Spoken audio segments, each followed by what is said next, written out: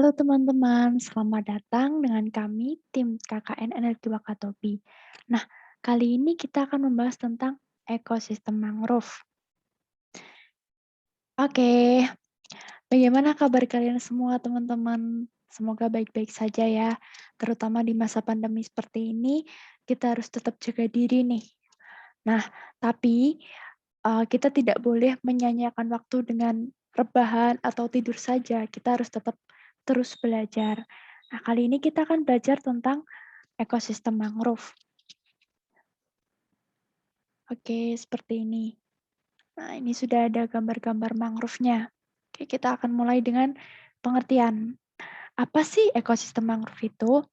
Ekosistem mangrove merupakan ekosistem peralihan antara ekosistem darat dan laut yang terdapat di daerah pantai yang berlumpur dan airnya tenang. Ekosistem mangrove disebut juga ekosistem payau atau ekosistem hutan pasang surut. Jadi dia merupakan ekosistem yang berada di antara darat dan laut ya teman-teman. Jadi kayak peralihan begitu di tengah. Ini contoh-contohnya yang berakar. Nah, ini ada ciri-cirinya nih. Jadi ekosistem mangrove sendiri itu memiliki beberapa ciri. Yang pertama, dia berada pada daerah pasang surut air laut. Jadi akan terdapat kondisi di mana air laut itu nanti akan naik ataupun turun, bahkan sampai tidak ada airnya, bisa begitu. Nah, kemudian yang kedua ada memiliki sistem perakaran yang unik. Kenapa unik? Karena dia menonjol. Kenapa dia menonjol? Karena sebagai bentuk adaptasi. Jadi, eee, akar-akarnya itu akan berusaha untuk memperoleh oksigen. Jadi mereka karena bisa terendam, bisa tidak terendam, maka mereka menyesuaikan diri dengan, bentuk akarnya yang menonjol. Kemudian yang ketiga, ada beberapa jenis mangrove yang berkembang biak secara vivipar. Nah, di sini ada zonasi vegetasi hutan, payau atau mangrove. Apa sih zonasi itu? Zonasi adalah pembagian dari beberapa spesies, dia akan terbagi dalam beberapa zonasi, seperti yang nanti akan dijelaskan di sini ada 4 jalur ya teman-teman. Jadi, eee, spesies tumbuhan payau nanti digolongkan ke sejumlah jalur, dengan tingkat toleransinya terhadap kadar garam dan naik turunnya permukaan air laut di pantai. Nah, itu yang disebut zonasi tadi. Berarti, apa sih yang menentukan perbedaan zonasi itu? Yaitu toleransi dari setiap spesies tumbuhan terhadap kadar garam atau salinitas dan naik turunnya permukaan air laut. Nah, di sini ada 4. Yang pertama yaitu jalur bedada.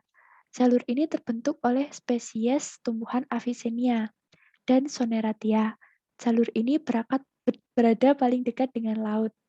Dan yang kedua yaitu jalur bakau. Jalur ini terbentuk oleh spesies tumbuhan Rhizopora dan kadang-kadang juga dijumpai Bruguiera, Cereus spp, dan Chilocarpus spp. Kemudian yang ketiga ada jalur tancang. Jalur tancang terbentuk oleh spesies tumbuhan Bruguiera spp dan kadang-kadang juga dijumpai Chilocarpus spp, Candelia spp, dan Aegiseras spp. Nah, yang terakhir adalah jalur transisi.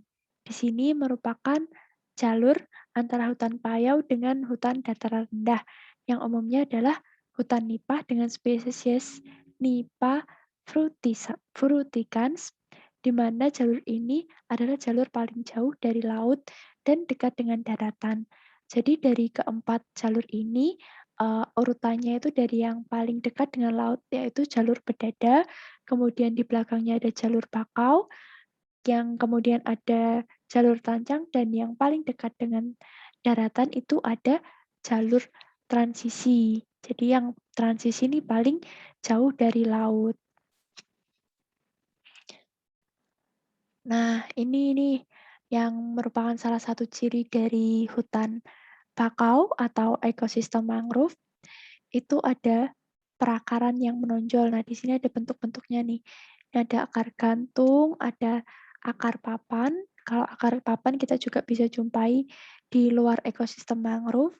Kemudian akar lutut. Nah, ini bentuknya seperti lutut, teman-teman. Kemudian ada akar pensil dan juga akar jangkar. Jadi sangat terlihat sekali ya dari perakarannya bahwa di ekosistem mangrove itu dia memiliki bentuk perakaran yang unik.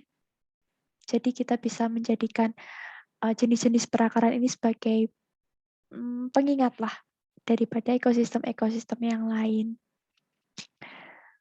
Oke, di sini akan disebutkan penyebab kenapa perakaran mangrove itu unik. Yang pertama adalah adaptasi terhadap kadar oksigen rendah. Nah, di sini karena dia memerlukan oksigen yang banyak, makanya dia menonjol nih akarnya. Karena kadar garamnya yang terlalu tinggi, jadi dia memiliki kadar oksigen yang rendah. Nah, seperti itu. Yang kedua adalah adaptasi terhadap tanah yang kurang stabil dan adanya pasang surut air laut. Karena kondisinya yang berada di peralihan antara ekosistem daratan dan juga lautan, maka terdapat pasang surut air laut. Dan yang ketiga adalah adaptasi terhadap kadar garam yang tinggi.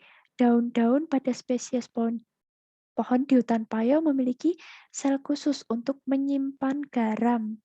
Daunnya juga berdaun tebal dan kuat untuk menyimpan air dan mengurangi penguapan. Nah, ini tadi karena kadar garam yang terlalu tinggi, makanya daun-daunnya tersebut memiliki sel khusus untuk menyimpan garam.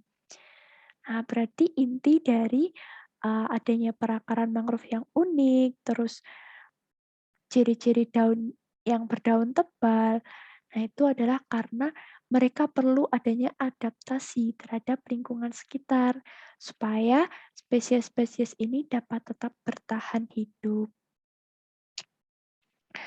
Nah, apa sih fungsi dari ekosistem mangrove? Nah, di sini kita klasifikasikan menjadi 3 fungsi penting. Yang pertama fisika, kimia, dan juga biologi.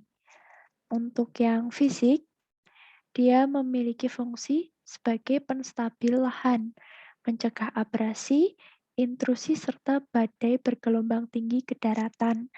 Nah, karena dia kan ada vegetasi, ada pohon-pohonnya dari mangrove sendiri, jadi dia bisa mencegah abrasi serta badai bergelombang tinggi ke daratan. Kemudian ada fungsi biologi, yaitu berfungsi sebagai habitat bagi ikan dan burung air. Jadi beberapa ikan dia bersembunyi di bawah akar-akarnya si mangrove. Kemudian untuk fungsi kimia, dia mampu menetralisasi bahan pencemar. Dan juga teman-teman dari akar-akar mangrove tersebut, mereka juga bisa menahan sampah-sampah plastik yang terbawa arus. Jadi kadang dijumpai banyak sampah yang terdapat di akar mangrove ini. Nah, seperti itu teman-teman. Wah, sudah di slide terakhir nih. Adakah ekosistem mangrove di daerah kalian, teman-teman? Kalau ada, teman-teman bisa mempelajari sendiri ya, lebih lanjut tentang bentuk-bentuk perakarannya atau spesies-spesiesnya, seperti itu. Terima kasih, teman-teman. Selamat belajar. Jangan lupa untuk tetap menjaga kesehatan. Terima kasih.